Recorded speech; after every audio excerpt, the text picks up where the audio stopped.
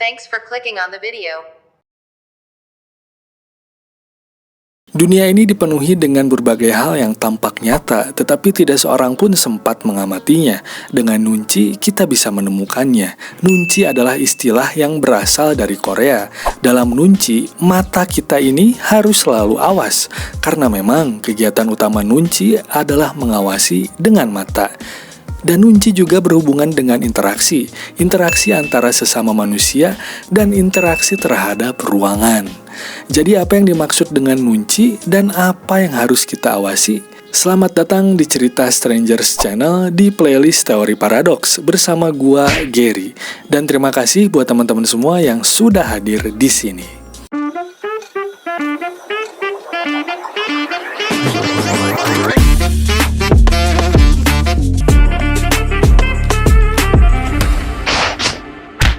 Subscribe. Nunci artinya tilikan mata atau deretan mata sekilas, adalah seni dalam membaca ruangan, pikiran, dan perasaan orang lain melalui penampakan fisik dan gestur yang memunculkan kesan keserasian, kepercayaan, atau mungkin sebaliknya. Contoh kecilnya nih, ketika kita melihat ke kiri atau ke kanan sebelum menyeberang jalan. Nah, di Amerika Serikat, interaksi ini bersifat santai. Orang-orang tidak harus saling membungkuk satu sama lain. Bahasa pun tidak memiliki hierarki ya. Dan tidak ada kata-kata halus atau kasar. Kita bisa memanggil orang lebih tua atau dewasa dengan nama depan mereka. Sehingga kita bisa hidup beradaptasi di Amerika dengan nunci yang minimal. Sebaliknya, budaya dan bahasa di Asia ini dalam hal ini tuh bahasa Korea ya yang bersifat hierarkis dan lebih banyak aturannya. Misalnya orang-orang Korea bahkan tidak bisa menyebut saudara kandung yang lebih tua dengan nama asli mereka, melainkan harus disertai dengan sebutan penghormatan abang atau kakak gitu ya. Bahasa pun demikian, ada hierarkinya. Apa yang diucapkan terhadap teman akan berbeda jika disampaikan ke orang yang lebih tua. Di sini kita memerlukan nunci yang hebat. Ketika kita bercakap, teman-teman, apa yang tersirat dari kata-kata, dari fakta fisik dan gestur tubuh akan sama pentingnya dengan setiap patah kata yang terucap. Dan orang yang hanya memperhatikan pada kata-katanya saja akan mendapatkan hanya separuh dari maknanya. Sedangkan seorang nunci yang hebat akan menangkap semuanya. Ini ada kisah unik tentang Sherlock Holmes. Sherlock Holmes, tokoh detektif ini adalah seorang ahli nunci yang hebat. Pertemuan pertama dengan mitranya Dr. John Watson, Holmes dapat mengetahui Watson baru saja pulang bertugas sebagai dokter dari Afghanistan. Dilihat dari warna kulitnya yang kecoklatan serta wajahnya yang tampak keletihan.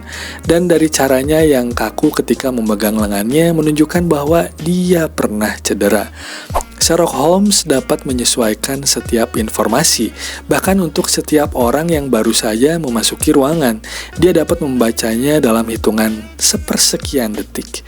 Dan memang, kecepatan merupakan hal yang sangat penting di dalam nunci. Tidak semua orang bisa menjadi Sherlock Holmes. Dalam penerapan nunci secara praktis dalam kehidupan sehari-hari yang perlu kita pahami ini teman-teman semua.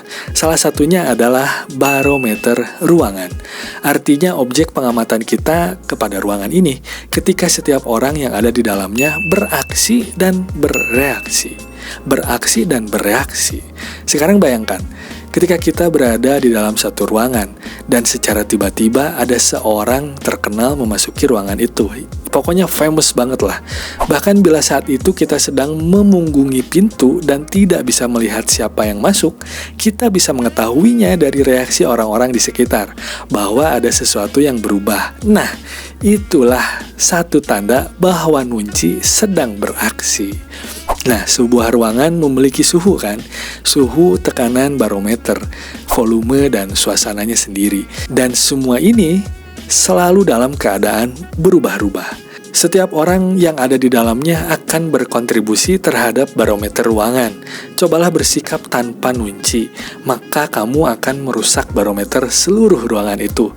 Dan bertindaklah dengan nunci yang hebat, maka kamu akan meningkatkan atmosfer ruangan itu untuk semua orang. Oke, jadi bahwa segala sesuatu selalu dalam keadaan berubah-ubah.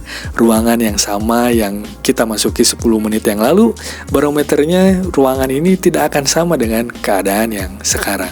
Nah, suatu ketika ada cerita seseorang diundang ke pesta makan malam. Karena kemacetan lalu lintas, dia datang terlambat. Begitu memasuki ruangan pesta, dia langsung minta maaf ke teman-temannya.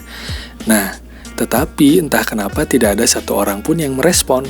Dan semua orang terlihat tidak enak. Mereka duduk dalam diam beberapa saat dan dia baru menyadari ada sesuatu yang gak beres nih.